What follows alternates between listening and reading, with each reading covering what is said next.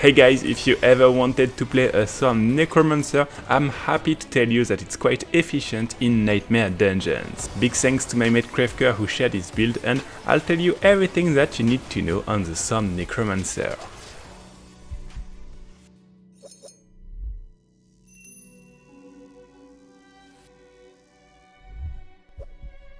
I'll start with the skills, and you want to have the Bone Splitters in order to make enemies vulnerable. You also have the Blood Mist, it will grant you immunity, and the Iron Maiden to increase the damage returned to enemies. You have your ultimate if you run out of skeletons, and of course raise skeletons and our golem. For the gear you'll have increased skeletal warriors and increased skeletal mages, and of course the armor with thorns.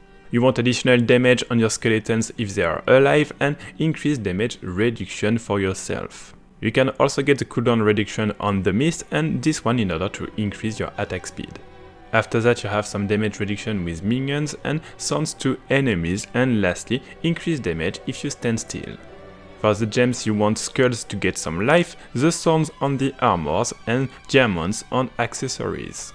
For the Book of the Dead, you'll want to have the thorns increase to your warriors, for the mages additional shadow bolt, and lastly for the golem increase also thorns to 50%.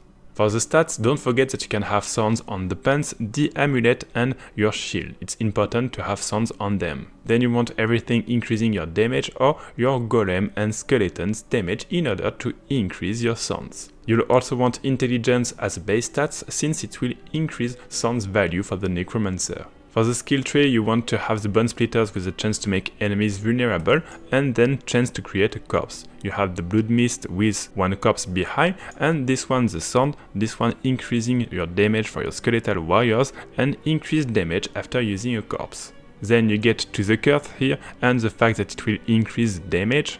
And then all the passive, this one for increased damage to curse enemies, increased damage to close enemies, increased damage to distant enemies, and increased damage for skeletal mages. Then we get some life just here, and we'll want all the passive below. So first increased damage and life for golem, here you have increased damage for minions, the fact that they cannot lose more than 30% of their life just here, and this one to increase the healing. You also have our ultimate, and lastly the Shadow Blight. The Shadow Blight will make enemies take more damage, that's why we play the Shadow Mages. For the Paragon you want the first glyph to increase skeletal warriors damage, so take it in dexterity, and then you have this one increasing your damage. You can also take this passive and move to the glyph, which will increase the damage that enemies take from minions, and make sure to take the blue nuts because they will be boosted by this glyph. You can also take this one, which will increase minion damage. Then we get to the golem with increased life and damage for your golem, and the golem glyph also increasing its damage. You can also take this one for more damage, and then you have this one just here also for more damage. Moving to the next board, and we'll get this passive which will increase your damage when you use 5 corps. You can also take this one on your way, and we want this glyph increasing damage to curse enemies. You also want to take the blue nuts because they will be boosted by this glyph, and lastly we'll take the vulnerable glyph just here, this one in dexterity, increasing damage to vulnerable targets. The last power will increase or reduce damage in function of the corpse nearby. For the gameplay, it's in Nightmare Dungeon 30+, so around 10 level difference between the Paragon level, and you'll see that it's quite easy to do. You just need to use your curse to increase the damage that enemies take, and otherwise, if you need, you have the mist in order to be invulnerable.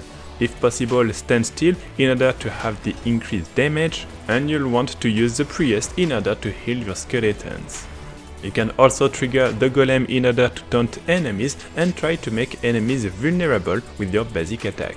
You'll see of course that it's efficient against bosses or elites in this gameplay part.